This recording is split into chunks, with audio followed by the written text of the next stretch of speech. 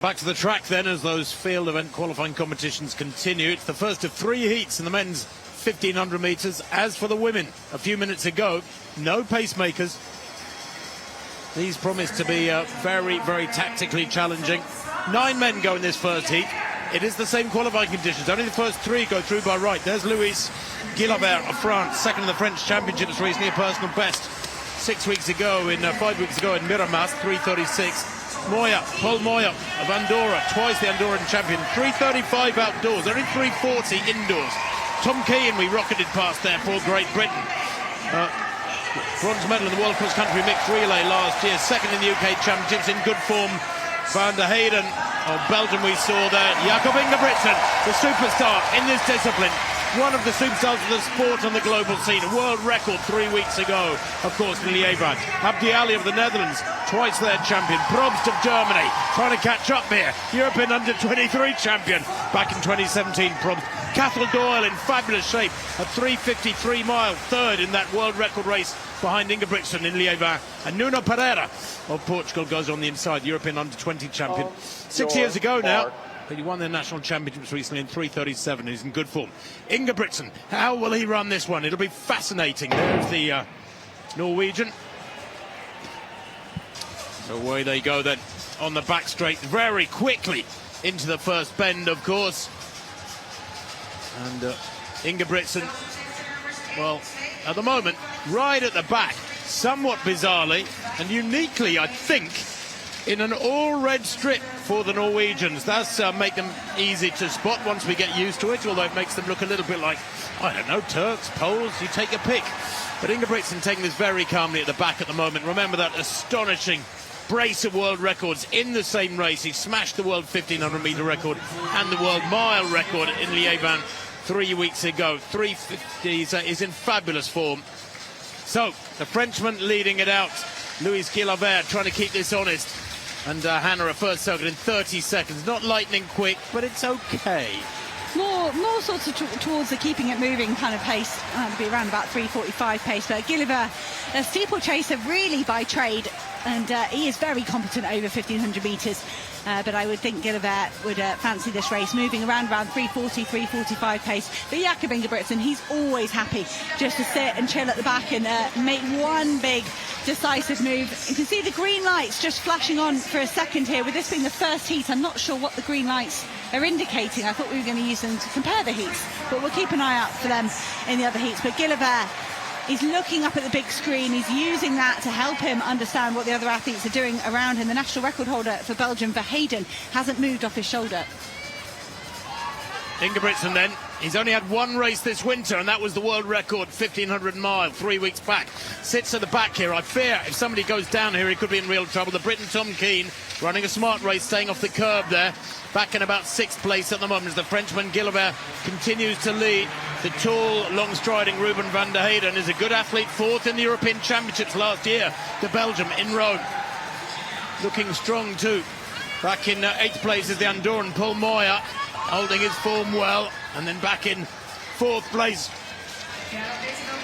is the Dutchman Abdi Ali, ranked 17th in Europe with 3:36 this winter. It's a packed event, and the Irishman there, Cathal Doyle, a 3:53 miler in that Liège race, just getting himself in a little bit of trouble there as Ingebrigtsen just gradually eases up round the outside there. Look at the power of the Norwegian in that red strip. And that's just caused chaos further down the field. You see Cathal Doyle getting caught up with a bit of pushing and shoving. The Irishman, unfortunately, is just adrift of this group at the moment. But that's what happens when Ingebrigtsen makes his move. Everybody overreacts. Van Heyden finally pushes himself past Guilabert. The Belgian does have the lead at the moment. But Van Heyden, Ingebrigtsen, Guilabert, as they move through with 300 metres to go. Ingebrigtsen then, as ever, rises to the top in the latter stages of the race like a fine cream. So relaxed. Van der Heyden running a lovely race.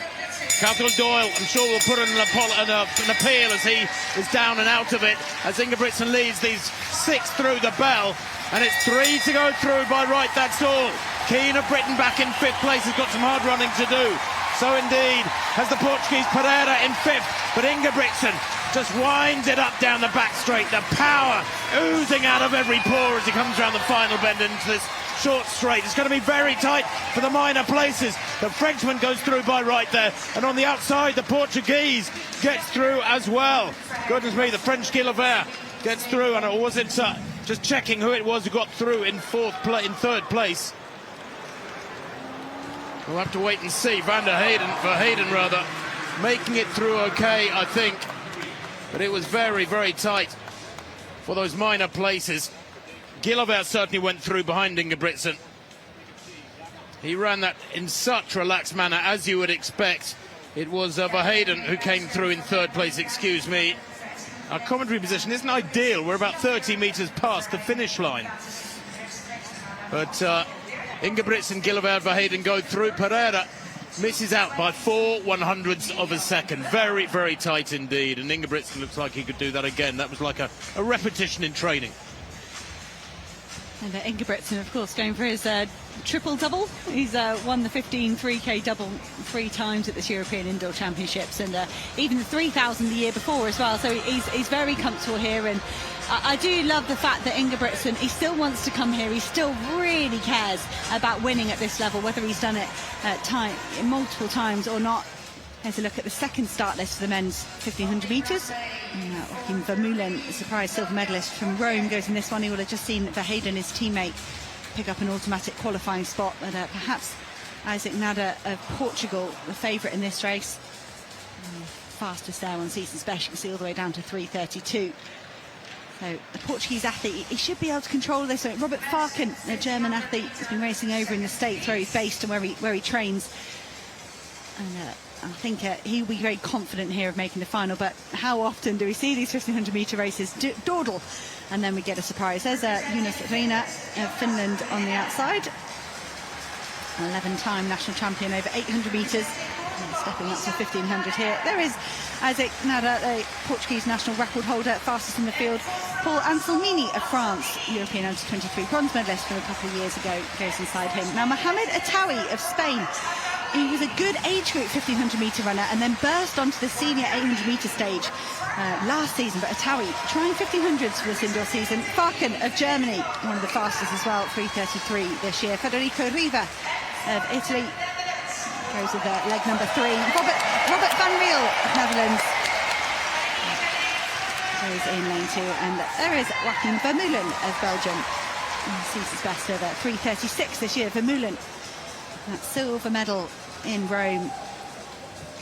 3:33 was a personal best at the time. He then got quicker over the rest of the season. But Vermeulen, we know he's handy in a tactical race, as is Nada. He picked up a great 4th place in Glasgow. That sort of went under the radar. It was a great indoor campaign for Nada. And he actually just broke the Portuguese national record over 800 metres indoors at their national championships. But Attawi, for me, the Spanish athlete in the back, he is a very, very interesting athlete.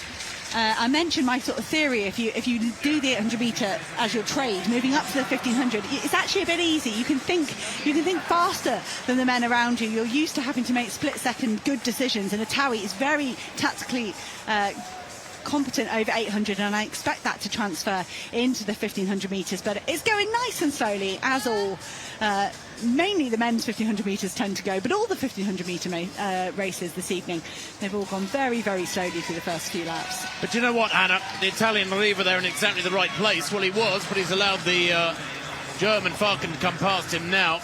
If it's going to be slow, you might as well be at the front. There's no wind to worry about here on these indoor tracks. There are big bends, so more of the track you're running with an advantage over those trying to come past you. And Riva now dropping back to 3rd place, and it could be 4th place if he lets the very quick Portuguese come through him on the inside there in red. The quality of these men's 1500 heats, I have to say, is very, very high. Much higher than, for example, those women's heats. Robert Farken, indeed, he used to train, I think, perhaps with Attawi. He certainly was based in Europe, Farken, and he's moved out to Colorado, to Boulder, to be trained by Dathan Ritzenheim. So he trains alongside Jared Naguse, the world record holder, for 5 days, of course, until Jakob Ingebrigtsen took the record away from the Americans. So Farken, he hasn't been racing these men on the circuit. He would have seen a few of them, perhaps in Millrose, if any of them went out to race in that World Indoor Tour Gold. But Farken, he has been running very, very well. And he's got some big training partners alongside him to gauge his form. And the German is running really cannily here, just looking over his shoulder, checking whether there's any danger. And to be in the lead, you mentioned him, of course there's no wind, but also you're not barging, you're not getting pushed and shoved. And Farken, as he takes the field through 800 metres in 2:06, so it's 6 seconds slower than the first heat, he is poised in the perfect position here. But I don't know whether Farken's closing speed is the same as that of, say, Nada or Riva or certainly Atawi. Well, he's winding it up very wisely here is Farken. The little man behind him, Nada of Portugal. 3:32 indoors this winter, that's his personal best. He's fabulously quick, but he's running a smart race, Farken. Get out in front, gradually wind it up, and anybody who needs to come past him has to put in a double kick, really, and then contend with these difficult bends. And that is exactly what Mohamed Atawi did down the back straight. We mentioned these short straights. Atawi, he set the move up on the bend, and then he really slingshotted down the back straight there to the 500 metres to go, and he leads the field through 400 to go. Farken, Riva and Nada have all responded really well. Atawi, it was an aggressive move. He is fast over 800 metres, but he's gone from a long way out here, the Spanish athlete. The Spanish 800 metre team is incredibly strong, and Atawi here flying the flag in the longer endurance event. But Atawi, has he judged his effort right as they come up to the bell this time? Mohamed Atawi from Robert Farken, from Isaac Nada, Riva still there. Anolcini of France trying to get involved in 5th place as well. Remember, just 3 qualifiers, no time qualifiers at all. Atawi, he's battling harder here at the front. He's looking around an awful lot. Atawi, that makes you concerned that he's starting to feel the pressure from that big move, and the fatigue might be setting in for the Spanish athlete. Nada looking strong on the outside, Farken looking composed, but Anolcini, the French athlete, he's going to spoil the party. That is a great finish from Anselmini of France. And I think Farken, at the moment they put both Farken and Atawi as 3rd place. They're going to have to go down to the thousandths to separate those two. It was a big move from Atawi with 500 metres to go, and that's a long way out to go and have to judge that effort. That's an incredibly tight race, Hannah. I got their last 400 metres at about 53.7, something like that, and most of that running coming in the last 300. Nada wins it, there's no doubt about that. Anselmini of France came through with that late challenge, and listen to this, 2nd, 3rd and 4th places covered by 7 100ths of a second, 8 100ths of a second. It was very, very tight, and Atawi has missed out in 4th place. I'm seeing a replay of that move Atawi made coming into 500 metres to go, and perhaps when you've got so much ability and speed in your legs, you can almost use it by accident. And there's a lot of schools of thoughts to say you haven't got that many moves to make in a 1500 metres. You're right on your limit, and I think unfortunately for the Spaniard, that burst of speed to take himself from pretty much last to second was too much, and then aggressively trying to hold on to the lead. He was just vulnerable in the last 40 metres. And Farken, he'll be breathing a massive sigh of relief to have snuck into the final as one of the fastest ranked athletes here this weekend. The 3rd and final heat then of the men's 1500 metres. There is 9 men in this lineup. Neil Gurley goes in this one for Great Britain, a 3:49 mile at the Milrose Games a month ago. He's in fine form as the Briton. But look out for Asdin Habs as well of France. He's a 3:32 performer already this winter. That likewise was at the Milrose Games. Already 2 French into the final from heats 1 and 2. There is Samuel Pilstrom. Didn't start the European Championship final last summer. He'll be hoping to make this final, having not made that final in Rome. Filip Rak of Poland, 4 times Polish champion there. Then Ignacio Fontes, 16th in the European Championship last year. Habs, very, very strong, very powerful, the 31-year-old Frenchman. The Austrian Palic, 6th in those European Championships for Rome. Noah Baltus of the Netherlands, listen to that roar. Good athlete, 3:52 miler, 7:40 for 3,000 last year. Neil Gurley, well, a silver medalist in Istanbul 2 years ago. He won the UK Championships in Birmingham 2 weeks ago. He's in fine form. Merkachan of Armenia, only 3:43 indoors this winter. He'll be hoping it's slow. And Peter Sisk, the Belgian champion last summer, goes on the inside. Already won Belgium into the final. That was for Hayden, who was 3rd in the first heat. Now, in previous editions of these championships, athletes in a latter heat like this, with non-automatic qualifying spots available, as we used to call them, fastest loser spots available, would have been at a distinct advantage. They could go out hard and make this fast and grab those precious spots. But now, only the first 3 will go through from this, and that is so much of an improvement in terms of fairness as they head out through these early stages. Baltus of the Netherlands taking it out. Now, what's he going to go through 200 metres in? Is this quick, slow, or what? It looked to be a little bit quicker, Hannah England. I reckon that was about 29. Yeah, there were only 65 or so in that previous heat we saw just now. And Baltus, he would have seen his teammates fail to advance in the previous couple of races. Stefan Nielsen, the Dutch #1 over this distance this season, he goes in the 3,000 metres alongside Niels Laros, so big hopes for them as we look towards the longer race. But Pilström is an interesting athlete for me, the Swedish athlete, an ex-orienteer. He won the World Indoor Tour this season, despite his fastest time being sort of outside the world top 20. He's a great racer. He knows how to pick up good points and good positions in those kind of races. Speaking of positions, Neil Gurley in third place. I'd like to have seen him protect second a little bit more. He's a little boxed at the moment. You can see Habs coming down the outside. Gurley will very soon be in fourth place if he's not careful. That was a 30-second lap. It's not quick, but Pilström, the Swede, just keeping it quick enough to keep the others at bay at the moment. Still that orange vest of Baltus, the Dutchman, in second place. Habs on the outside there, I think, is purposely perhaps keeping Gurley on the inside in third place. A little bit boxed in. The pole, they're always great racers indoors, astute racers. Philip Rack in fifth place in that white vest with the red bottoms. On the outside of the curb is Fontes. They come through with 4 laps to go. And Neil Gurley is going to have issues here if Baltus starts to slow down ever so slightly. If Pilström makes a move here, the Dutch athlete doesn't seem to be paying that close attention. He is now, though. And there's a gap there. Neil Gurley will slip through it on the inside, but Habs now finds himself sort of pincered by the athletes around him. The Frenchman suddenly down to 5th, down to 6th as they reach 800 in 2:02. Well, panic will begin to set in soon. They come round this time and through the line with 3 laps to go. Gurley still on the inside, bodies coming down the outside. Still no movement up front. Pilström leading. The Dutchman in that orange strip. Baltus getting the crowd round behind him now as they go down the back straight. 2.5 laps to run. On the outside is Sisk there. He's looking comfortable, the Belgian, well positioned at the moment as Gurley finds a little bit of daylight through the inside, but I'm still worried about that position of his. He starts here as joint favourite with Habs, who runs wide round the outside. They come through now with 2 laps to run, 2:46 with 400 to go. The previous 2 heats closed extremely fast, 55, 54, and we're going to have something similar here today. Pilström trying to hold on from the lead. We saw that tactic work well in the women's races for Guerrero and Georgia Hunter-Bell, but it's a different race here with 300 metres to go. Pilström, he's being coming under attack already from Palic of Austria. Pilström it is who leads then, as he has done from the start. It's been a brave race from the Swede. Gurley at last off the curb, now unleashes that power, going through the bell into second place. It's been a well-run race now from Gurley. It's come out well. Habs in third place. The pole in fourth as they go into the back straight. Philip Rack now. Habs on the outside.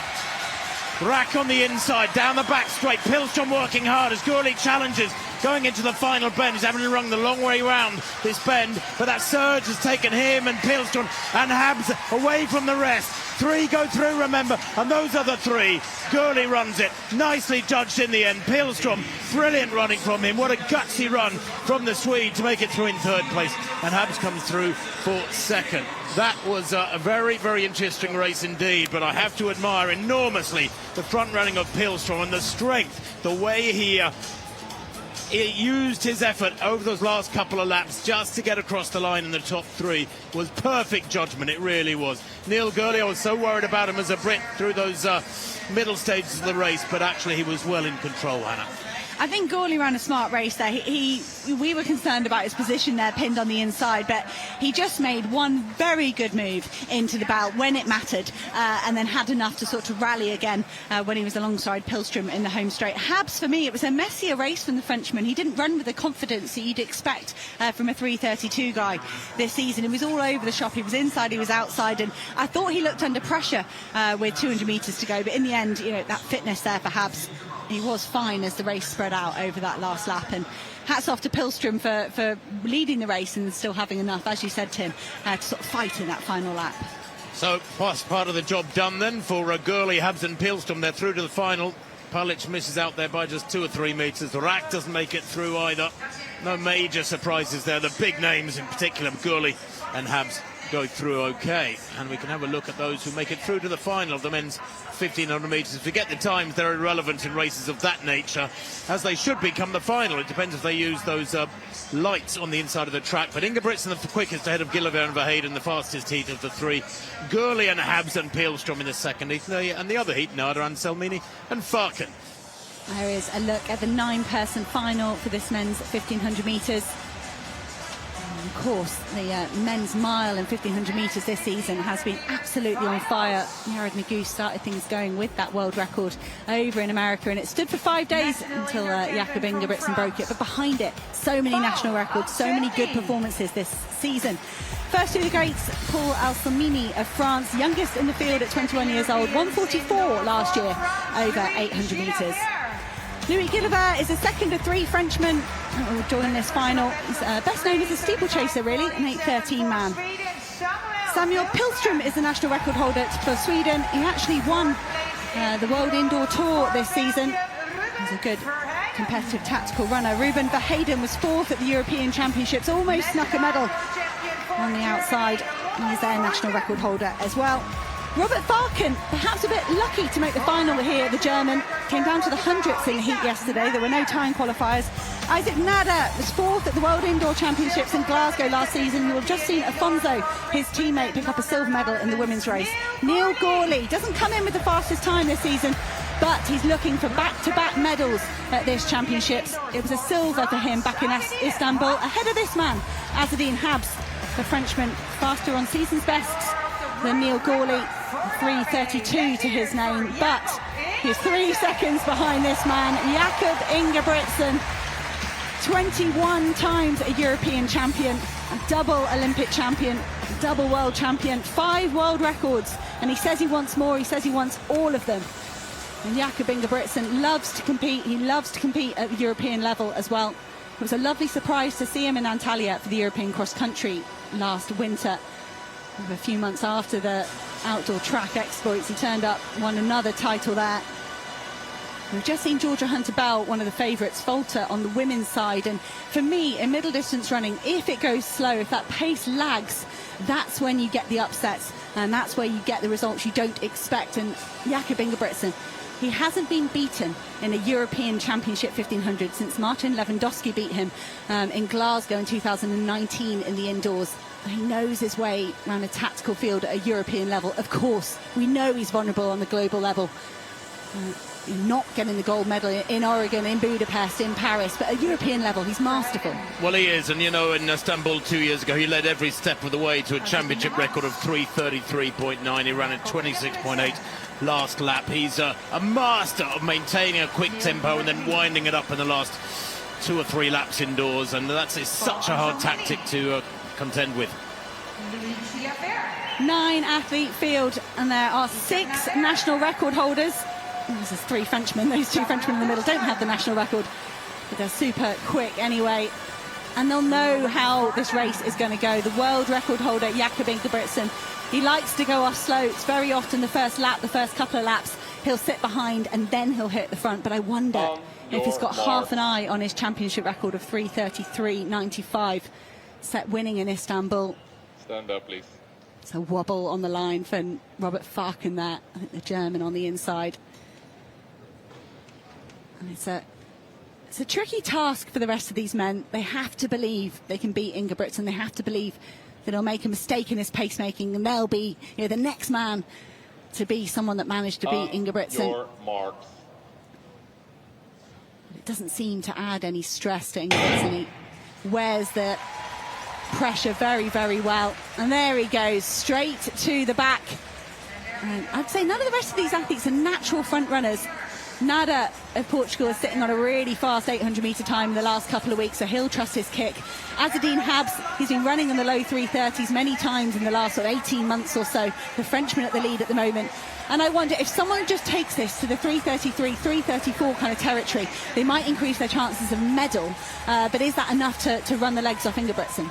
Well, I'm not sure it is. I mean, he's the fastest European in history by 2.5 seconds. He's a class apart. He's the most astonishing running machine, is Ingebrigtsen, when you think he's twice world 5,000 champion. That 3,000 record last summer outdoors, 7:17, was out of this world. It really was almost intergalactic, and he looks very comfortable at the back there. Just what he did in qualifying, Hannah. He's taking it very, very steady indeed, and not really much happening up front. It's not quick, it's not slow, and Ingebrigtsen will just be thinking, is this the best you guys have got?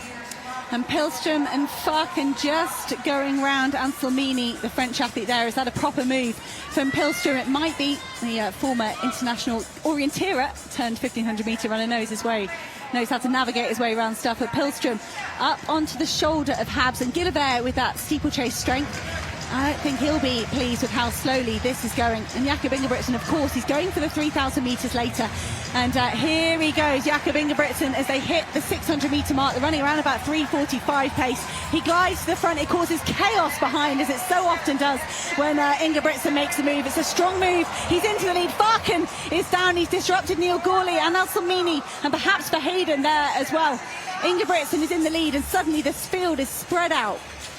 Well, the acceleration only came in that last 100 metres or so, 29.56 that lap. It's single file now, and this is it. The story is, the stage is set for Ingebrigtsen to just wind it up here. Now, the rest of them can just sit in there behind him and let him control this and run away from them as is expected. Or one of them could try to go around him. It would take an effort, it would take acceleration, but it would certainly throw the cat amongst the pigeons. It would upset his game plan. He goes through with 3 laps to run, and they really are just playing his Pied Piper game.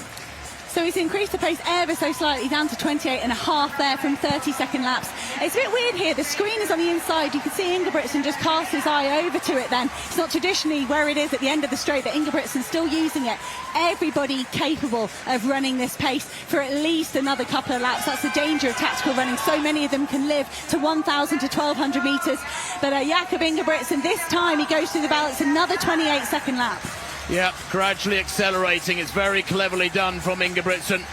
The others won't now get on terms with him unless they put in a massive effort, and then they'd have nothing left for the finish. Gurley's left himself with a lot of work to do. I'd like to see him closer to the front there as they went through with 2 laps to run. But Ingebrigtsen leading them a merry dance. I think there has been an increase from Jakob Ingebrigtsen over this final circuit. We'll get the lap split there. It's a 27. Jakob Ingebrigtsen is in the lead. He's been there for a few laps. He does not have a gap. Azadine Habs of France trying to hold on. Isaac Nada with all his 800 metre speed is pulling up alongside Habs. Habs has nowhere to go. Ingebrigtsen is right in front of him. Habs and Nada are going to have to wait for the home straight here if they're going to get on terms with Jakob Ingebrigtsen. Ingebrigtsen with 30 metres to go. He's done it. It is another title for Jakob Ingebrigtsen. 3:36 on the clock. It's not the fastest, but it was a masterpiece of tactical running, finishing there with a 26-1. His 22nd European gold medal. And the first half of the double title defence is complete. Doesn't put a foot wrong, does he? It's like he lives this charmed life. I got his last 400 at 53.4. His last lap, 26.2, there or thereabouts. Very comfortable indeed. He could probably do reps at that tempo, frankly. He looked that easy. When you think that he won the European cross-country in Turkey, in Antalya, back in December, he then had a couple of months through to getting his first indoor race under his belt, the only one before these championships indoors. And he smashed the world mile record, the world 1,500-metre record. And here he comes, and he makes it look all too easy. We're just having a look back at the tussle, I think, perhaps between Robert Farken and some of the other athletes. This is when Ingebrigtsen made his move 600 metres into the race, and you can see that Nada, I think, getting clipped by Gillivert, sets off Anselmini, and that's the end of the race for Robert Farken. And that, unfortunately, is championship racing. Farken clipped from the right, clipped from the left, and that will have affected the athletes around him as well. Luckily, the pace was still gently accelerating at that point, but Neil Gorley, so unlucky in so many major finals. The Brit caught up in that move from Farken. It sees himself off the podium again. Well, it was the sort of race where maybe Habs and Nada thought they could have a shot at him, but his acceleration over that last 100, around the final bend, and then he gritted his teeth and really opened up over the last 30 or 40 metres, was mighty impressive. He might not be a 141, 142, 800 metre runner, but he specialises at 1,500 metres. He's made it an art running the 1,500 metres and the mile race. And it gives him time, that distance, 4 laps of an outdoor track, 7.5 indoors, to let it roll out, to dictate how it goes, and he gets it right time and time again. He's the absolute master of the art of miling. A shot there of Henrik and Jakob Ingebrigtsen. Philip will go in the 3,000 metres. The heats of that do go tomorrow. So, but Henrik Ingebrigtsen supporting those two younger brothers as they continue to compete. And Habs, for me, I think he got that silver medal by putting himself in the second position. Nada was trying to attack him, and Habs he had the advantage of being ahead. All he had to do was just drift ever so slightly wide, hold his position, because Nada, I think on an outdoor track, Nada might have got Habs for the silver. But who didn't know that Ingebrigtsen, from say 4 laps out here, 800 out, was going to start winding it up? So if you weren't in really close contact with him at that point, you were not going to be at the races. Now, Neil Gourley will never know what he might have done, so I think he was affected by that fall, as were virtually everybody apart from the first 3. But nonetheless, mighty impressive by the Norwegians. A 22nd European gold medal for Jakob Ingebrigtsen, 3:36.56. Azzedine Habs on the podium again, as he was in Istanbul. But Isaac Nada, with his first indoor European medal, upgrades his 4th in the world indoors last year. The Portuguese athlete getting the bronze medal in 3:37.10. Hello, I'm Leonardo Fabri, and you must subscribe to the European Athletics channel, because otherwise I'm gonna fight you.